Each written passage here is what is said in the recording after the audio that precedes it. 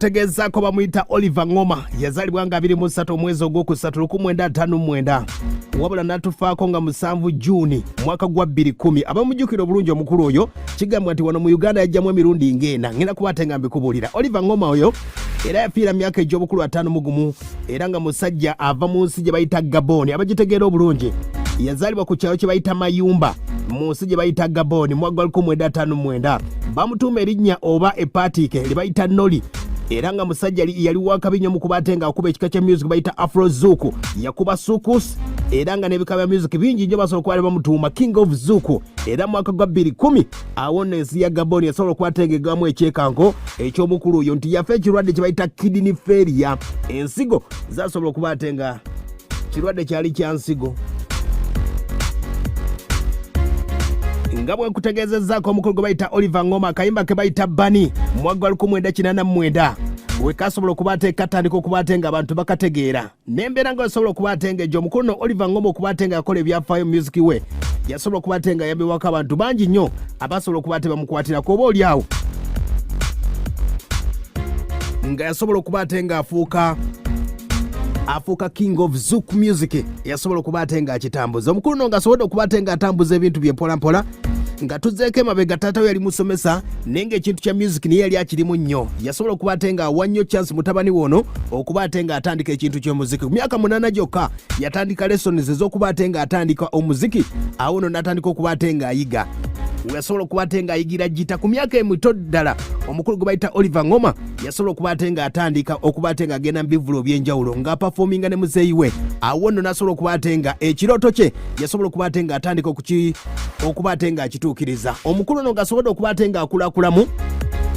mwaka 1970 yasobola okubatenga ava ewaabwe mu katundu ke bayita Mayumba n'agamba kangende mu capital city eya Gabon n'asobola okubatenga atandikeyo mpolampola awo nno n'okusoma yasobola okubatenga musajja yali yasomye bulungi nnyo era nga yasoma accounts omusajja oyo yali accountant mulungi nnyo olw'embeera nti yali yasoma accounts omukulu ono ebintu by'okusoma tebyamugenda bulungi nnyo wabula n'agamba nti nalina ekirooto kyange kuva edda ekintu ky'omuziki awo nno omukulu ono bwe kubatenga atuukiriza yeyongera mu ssomero g'enjawulo aga music waliwo essomero lye bayita Capo Sound awo nno yasobola okubatenga akugukira mu kyo kye bayita gita n'okuyimbira ddala omukulu ono gwe bayita Oliver Ngoma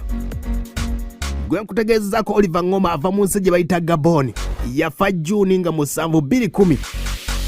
embeera nga basobola okubatenga etambula omukulu ono ng'asobodde okubatenga akuzakuza ekirooto kye ky'okubatenga ayimba nga bwe nkutegeezezzaako nti famire yaabwe yali njavuyavu era nga n'ebyokusoma tebyagenda nnyo olw'embeera nti n'akasente kaali katono oba oli awo yasobola okubatenga afuna ekirooto bwe yasoma akawunti n'asobola okubata yamukopya mu bbanga awo nno n'ayongerayo music n'asobola okubatenga amutambuza yagenda n'afuna emirimu egy'enjawulo era yasobola okubatenga atandikira waliwo gye bayita Gabon TV yasobola okubatenga agenda mu Gabon TV n'asobola okubatenga yatandikireyo okubatenga akola awo yasobola okubatenga agwa mikisa egy'enjawulo bamuwa trip ogendako ebufalansa eyo mwaka gwa 1988 ne basobola okubatenga bamwongeramu obukugu olw'okuba okwata kamera omukulu gwe bayita Oliver Ngoma obudde obwo yali ayagala kubatenga atandika ebintu bya firimu ng'agamba nti music oba oliawo music ayinza obutamuyamba olw'embeera nti akasente yali ayina katini ate nga n'abamuyambako baali batini obudde obwo omukulu oyo gwe kutegeeza gwe bayita Oliver Ngoma ng'atusse mu nsi gye bayita Gabon gye bayita France obuseera ebyo byali bya winter era ng'obudde obwo nga bw'omanyi nti mu winter abantu bayiiya nnyo music kati omukulu gwe bayita Oliver Ngoma yasobola okubatenga gwa ku musajja gwe bayita Manulima bamutegeera omusajja oyo yazaalibwa saidi ze Senegal Senegal gye yazaalibwa nga musajja kafulu nnyo mu kkuba ekika kya music kye bayita Kabolavu waliwo music gwe bayita Funana waliwo gwe bayita Zouk ne Kola Dance ne Afro Zouk mu watabu nnyo omukulu oyinza okubatenga omunonya kubamuyita Manulima era nga kadde kano record producer yasobola okubatenga amuyambako okubatenga batandika musajja ono ozaalwa nga bwe kutegeeza Senegal nenga obuzaale bwawe bwonna ava mu nsi gye bayita Cape Verde yasobola okubatenga ayamba omukulu gwe bayita Oliver Ngoma okubatenga atandikiza ekirooto kye ekyokubatenga atandika omuziki akayimba ke bayita Bani era omukulu oyo gwe bayita Manulima yasobola okubatenga amuyambako albamu yasobola okubatenga esookera ddala ng'akafulumizza ng'ali eyo mu Bufalansa mpolampola yamanya nti omwana ono ayinza okubatenga afuuka ow'enjawulo era ekirooto kyasobola okubatenga kituukirira ng'omukulu ono amukoledde albamu yasookera ddala Mani gye bayita bani eyasobola okuba ate ng'etambula era basobola okuba ate waliwo radio gye bayita african radio esobola okuba ate ng'ekuba obudde obwe yali ekuba mu africa mu france gye bayita mu french west indies yasobola okuba ate ng'ekubira ddala akatuni ako ne kakwatira ddala oba oliawo oluyimba lwesobola okuba ate nga lwakwatira oluyimba lwe bayita bani akadde kano oba olukubye ku nnyimba z'omukulu gwe bayita oliver ngoma ze zimu kuzisinga okuba ate nga zahitinga olw'embeera abasajja abafalansi basobola okuba ate balupika nnyo mu mbeera nga basobola okuba ate ng'etambula ng'asobodde okuba ate ng'avaayo omukulu oyo era nga kigambwa nti albamu ye yasobola okuba ate ng'etambula yemu ku albamu y'abafirika ekyasingidde ddala paka akadde kano okuba ate ng'etunda ey'omukulu gwe bayita oliver ngoma nga bakutegeezezzaako nti buyimba bungi nnyo alina akayimba ke bayita lusa waliwo bani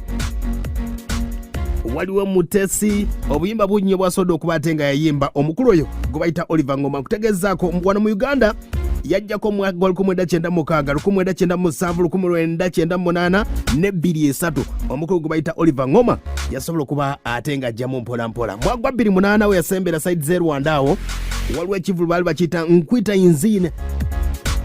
Selemona awo yasobola okuba ate nga asembera okuba ate nga akikuba mu nsi z'eno mpolampola omukulu gwe bayita oliver ngoma era nga mu 7 Juni 2010